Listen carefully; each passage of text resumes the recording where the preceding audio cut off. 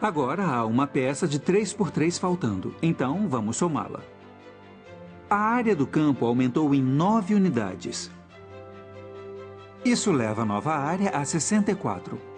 Então, os lados do quadrado são de 8 unidades. Quem resolve o problema sabe que eles somaram 3 a esse lado. Então, a extensão original deve ser de 5. Pode não parecer, mas essa é uma das primeiras equações de segundo grau da história. Na matemática moderna, eu usaria a linguagem simbólica da álgebra para resolver esse problema. Mas a incrível proeza dos babilônios é que eles usavam esses jogos geométricos para encontrar o valor sem qualquer recurso a símbolos ou fórmulas. Os babilônios gostavam de resolver problemas só por resolver. Eles estavam apaixonados pela matemática.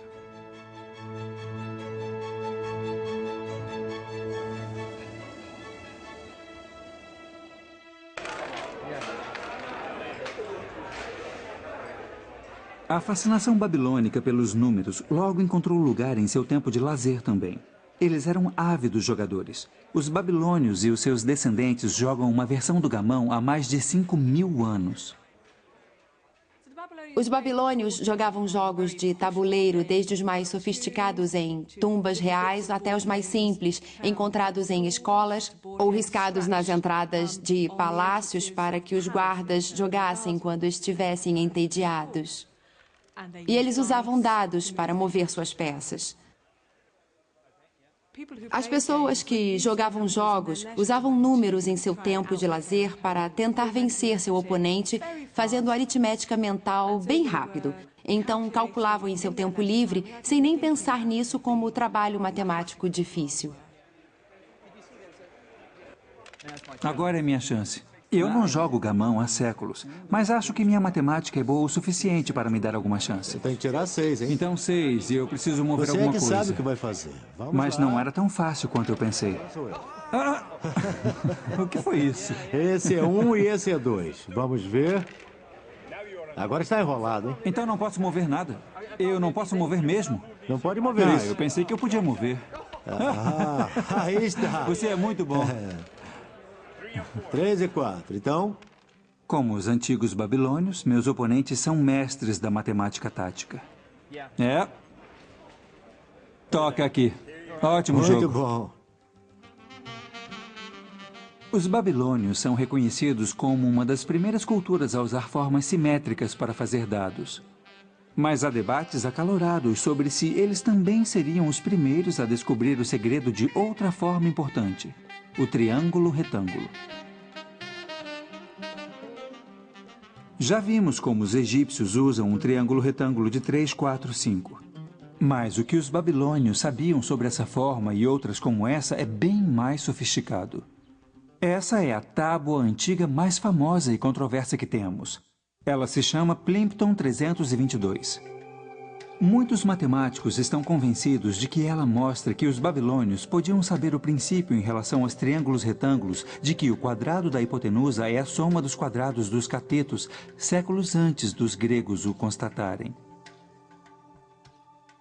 Essa é uma cópia da talvez mais famosa tábua babilônica, que é a Plimpton 322. E esses números aqui refletem a largura ou a altura de um triângulo. Sendo assim a diagonal, o outro lado seria aqui. E o quadrado dessa coluna mais o quadrado dessa coluna é igual ao quadrado da diagonal.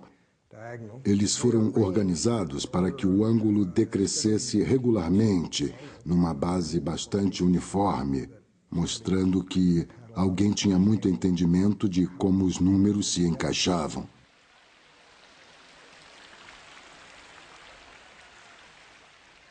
Aqui estavam 15 triângulos de Pitágoras perfeitos. Todos os lados tinham comprimento de números inteiros. É tentador pensar que os babilônios foram os primeiros donos do Teorema de Pitágoras. E é uma conclusão pela qual gerações de historiadores foram seduzidos. Mas poderia haver uma explicação mais simples para os grupos de 3 números que formam o Teorema de Pitágoras. Não é uma explicação sistemática dos triplos pitagóricos. É simplesmente um professor de matemática fazendo uns cálculos bem complicados para produzir números bem simples e resolver os problemas de seus alunos sobre triângulos retângulos. Nesse sentido, é sobre triplos pitagóricos, só que incidentalmente. As pistas mais valiosas para o que eles entendiam podiam estar em outro lugar. Essa pequena tábua de exercícios escolares tem quase 4.000 anos e revela o que os babilônios sabiam sobre triângulos retângulos. Ela usa o princípio do Teorema de Pitágoras para descobrir o valor de um assombroso número novo.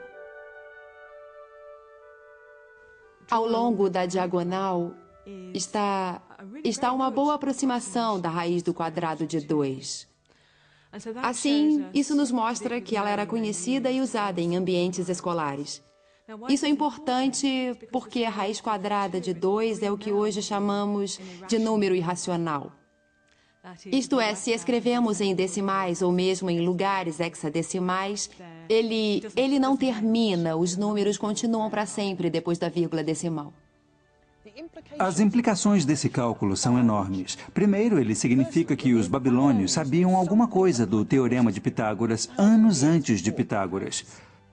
Segundo, o fato deles calcularem esse número com precisão de 4 casas decimais mostra uma incrível facilidade aritmética, tanto quanto uma paixão pela minúcia matemática. A habilidade matemática dos babilônios era incrível. E por quase 2.000 anos, eles progrediram intelectualmente no mundo antigo. Mas quando seu poder imperial começou a minguar, seu vigor intelectual também declinou.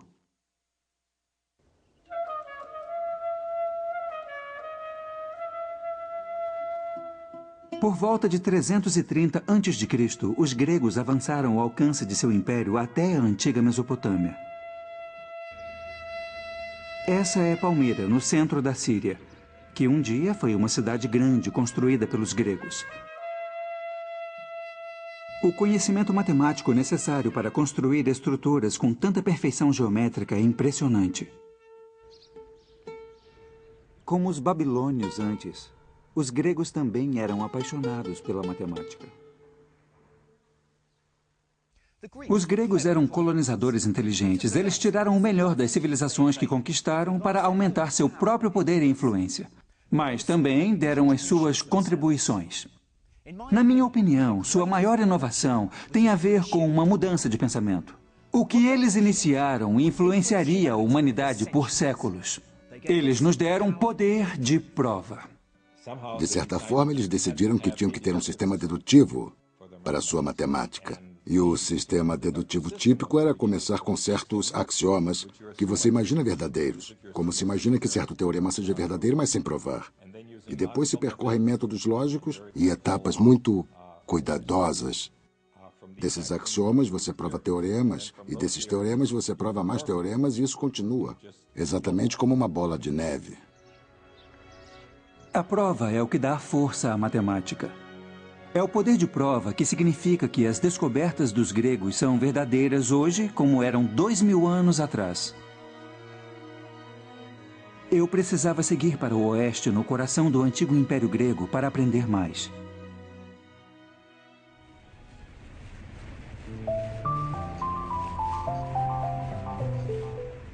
Para mim, a matemática grega sempre foi heróica e romântica.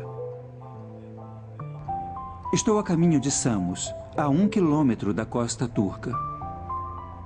Esse local se tornou sinônimo de nascimento da matemática grega. E isso graças à lenda de um homem. Seu nome é Pitágoras. As lendas em torno de sua vida e trabalho contribuíram para o status de celebridade que ele ganhou nos últimos 2.000 anos. É creditado a ele, de maneira certa ou errada, o início da transformação da matemática como ferramenta para contar no estudo analítico que reconhecemos hoje. Pitágoras é uma figura controversa. Por não ter deixado escritos matemáticos, muitos questionam se ele realmente resolveu algum dos teoremas atribuídos a ele. Ele fundou uma escola em Samos no século VI a.C., mas seus ensinamentos eram considerados suspeitos e os pitagóricos eram vistos como uma seita bizarra. Há boas evidências de que havia escolas pitagóricas e elas deviam parecer mais com seitas do que com escolas filosóficas, porque não partilhavam só conhecimentos, também partilhavam um estilo de vida. E todas elas pareciam estar envolvidas na política da cidade. Um detalhe que as torna incomuns no mundo antigo é que elas incluíam mulheres. Os pitagóricos são sinônimo de entendimento de algo que escapava aos egípcios e aos babilônios: as propriedades dos triângulos retângulos. O que é conhecido como Teorema de Pitágoras mostra que, se você pegar qualquer triângulo retângulo e fizer quadrados em todos os lados, a área do maior quadrado é igual à soma dos quadrados dos dois lados menores. Para mim, é nesse ponto que a matemática nasce e se abre um abismo entre as outras ciências. E a prova é tão simples quanto devastadora em suas implicações.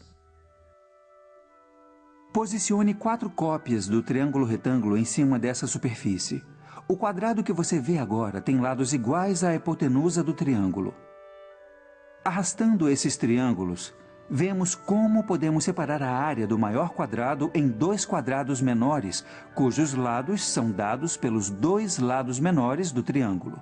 Em outras palavras, o quadrado da hipotenusa é igual à soma dos quadrados dos catetos. O Teorema de Pitágoras. Isso ilustra um dos temas característicos da matemática grega: o apelo dos belos argumentos da geometria, mais do que uma preocupação com números. Pitágoras pode ter perdido o apelo e muitas das descobertas creditadas a ele foram contestadas recentemente. Mas há uma teoria matemática que eu detestaria tirar dele. Ela tem a ver com a música e a descoberta da série harmônica. A história diz que, passando por um ferreiro, Pitágoras ouviu o som das batidas numa bigorna e percebeu como as notas produzidas soavam em perfeita harmonia. Ele acreditava que devia haver uma explicação racional para as notas soarem tão atraentes. E a resposta era matemática.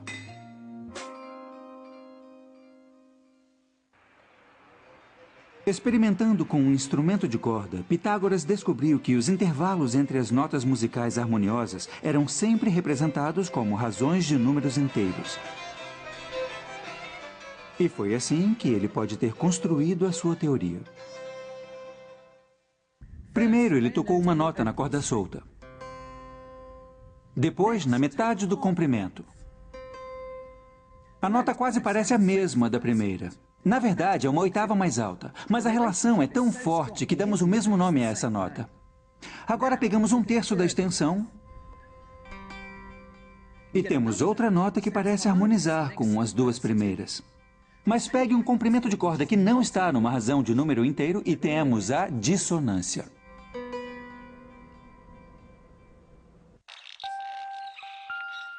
De acordo com a lenda, Pitágoras ficou tão animado com essa descoberta que concluiu que todo o universo foi construído a partir de números. Mas ele e seus seguidores estavam diante de um desafio à sua visão de mundo ainda maior. E ele veio como resultado de um teorema que leva o nome de Pitágoras. A lenda conta que um dos seus seguidores, um matemático chamado Hipasos, quis descobrir o comprimento da hipotenusa para um triângulo retângulo com 2 catetos medindo 1 unidade. O teorema de Pitágoras implica que o comprimento da hipotenusa era um número cujo quadrado fosse 2. Os pitagóricos imaginaram que a resposta seria uma fração, mas quando Hipasos tentou expressar de sua maneira, não importa o quanto tentasse, ele não conseguia. Um dia, ele percebeu que seu erro era pressupor que o valor era uma fração. O valor da raiz quadrada de 2 era o número que os babilônios desenharam na tábua. No entanto, eles não reconheceram a característica especial desse número, mas Hipasos sim. Era um número irracional. A descoberta desse novo número e de outros como ele se assemelha a um explorador fazer a descoberta de um novo continente ou um naturalista descobrir uma nova espécie. Mas esses números irracionais não cabiam na visão de mundo de Pitágoras. Historiadores gregos contam a história de como Pitágoras jurou o segredo em sua seita. Mas Hipasos deixou escapar a descoberta e foi rapidamente dissuadido de suas tentativas de difundir sua pesquisa. Mas essas descobertas matemáticas não poderiam ser facilmente esquecidas.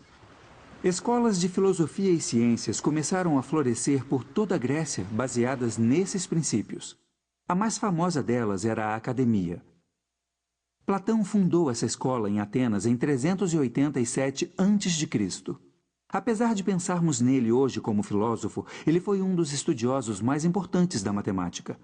Platão foi arrebatado pela visão de mundo pitagórica e considerava a matemática a pedra fundamental do conhecimento. Algumas pessoas diziam que Platão provavelmente foi a figura mais influente da matemática grega em nossa percepção. Ele dizia que a matemática é uma forma importante de conhecimento e que tem relação com a realidade. Então, conhecendo matemática, sabemos mais sobre a realidade. Em seu diálogo Timeu, Platão propõe a teoria de que a geometria é a chave para se desvendar os segredos do universo, uma visão ainda mantida pelos cientistas hoje. A importância de Platão junto à geometria está inserida na placa que havia acima da academia. Não deixe ninguém ignorante na geometria, entre aqui. Platão propôs que o universo poderia ser cristalizado em 5 formas simétricas regulares. Essas formas, que agora chamamos de sólidos platônicos, eram compostas de polígonos regulares reunidos para criar objetos simétricos tridimensionais. O tetraedro representava o fogo. O icosaedro, feito de 20 triângulos, representava a água. O cubo era a terra.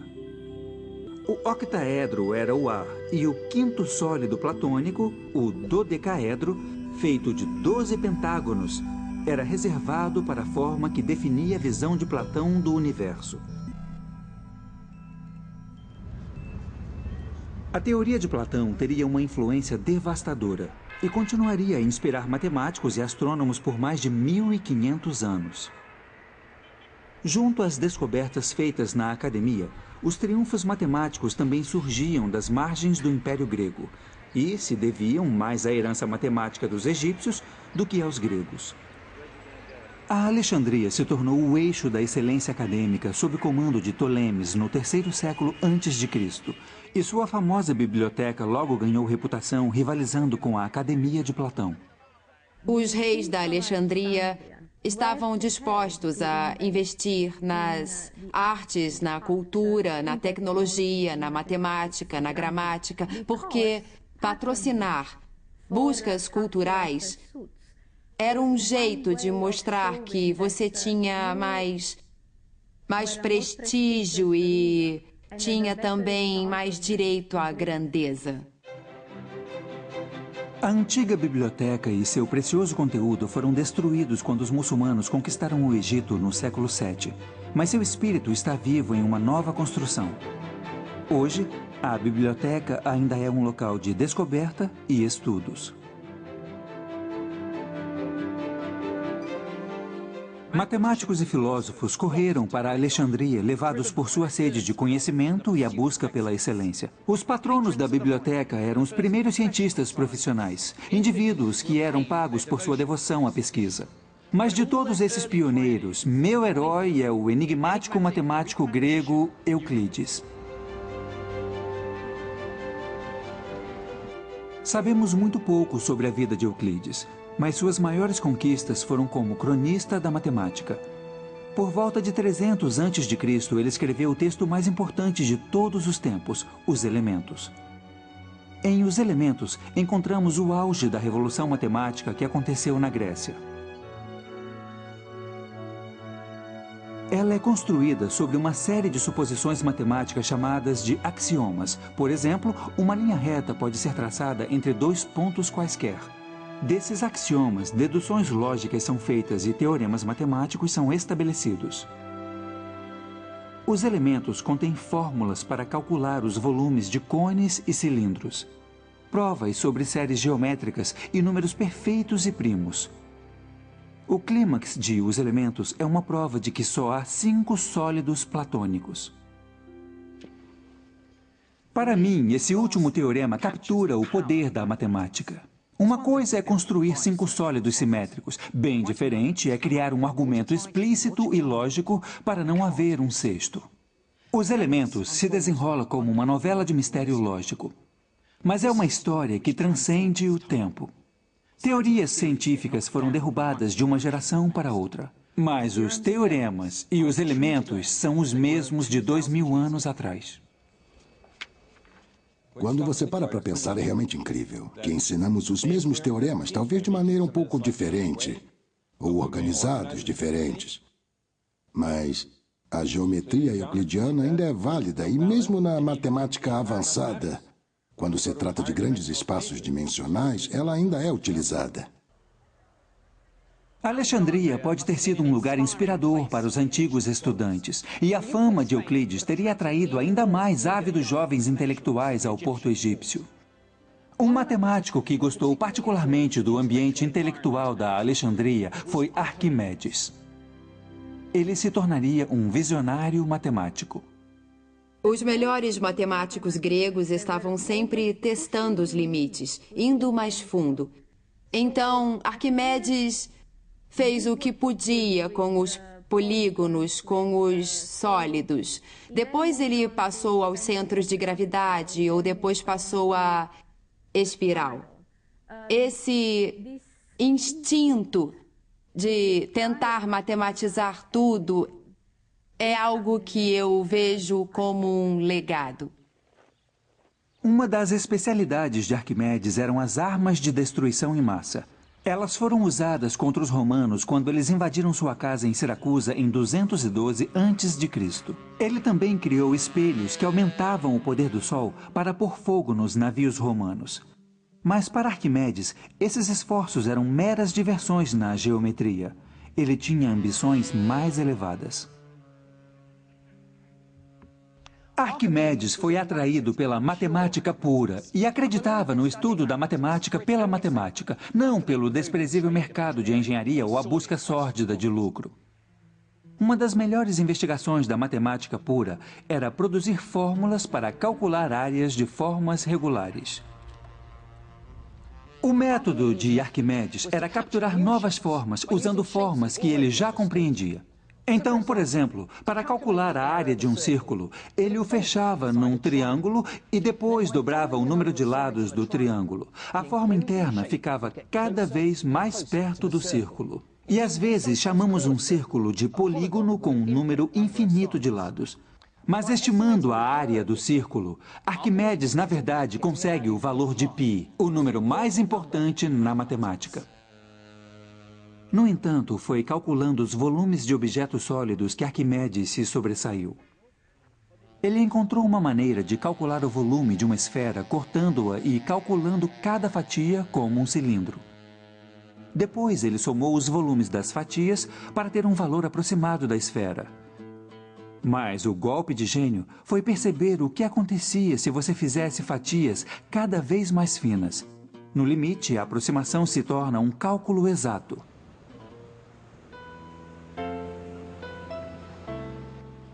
Mas o comprometimento de Arquimedes com a matemática foi sua ruína. Arquimedes estava contemplando um problema sobre círculos traçados na areia quando um soldado romano o abordou. Arquimedes estava tão imerso em seu problema que insistiu em terminar seu teorema. Mas o soldado romano não estava interessado no problema de Arquimedes e o matou no local. Mesmo diante da morte, a devoção de Arquimedes à matemática era inabalável.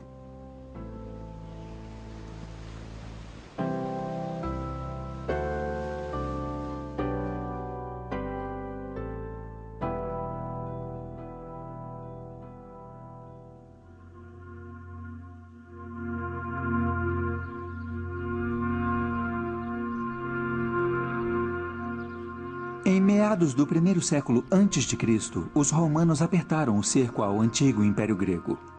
Eles não se importavam muito com a beleza da matemática e eram mais preocupados com suas aplicações práticas. Essa atitude pragmática sinalizou o início do fim da grande biblioteca da Alexandria. Mas uma matemática estava determinada a manter vivo o legado dos gregos. Hipatia era uma exceção, uma matemática mulher e pagã no Império Romano Cristão. Hipatia teve muito prestígio e foi muito influente em seu tempo. Ela era professora com muitos alunos e muitos seguidores. Ela era politicamente influente na Alexandria. Então, essa combinação de autoconhecimento e prestígio pode ter feito dela uma figura odiada pelos cristãos.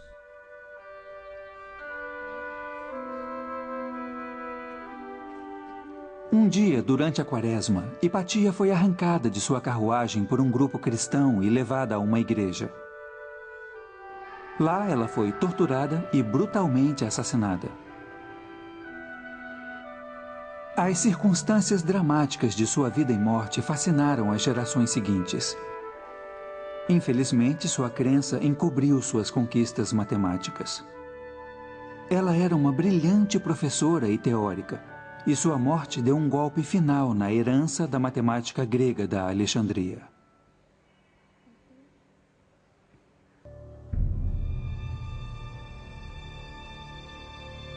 Minhas viagens me levaram a uma jornada fascinante para descobrir a paixão e a inovação dos primeiros matemáticos do mundo. São descobertas feitas por esses pioneiros do Egito, da Babilônia e da Grécia, que são as bases nas quais minha ciência é construída hoje. Esse é só o início da minha odisseia matemática. O próximo passo da minha jornada está no Oriente, nas profundezas da Ásia, onde matemáticos chegaram mais longe em busca de conhecimento. Com essa nova era, veio uma linguagem da álgebra e dos números que serão contados no próximo capítulo de A História da Matemática.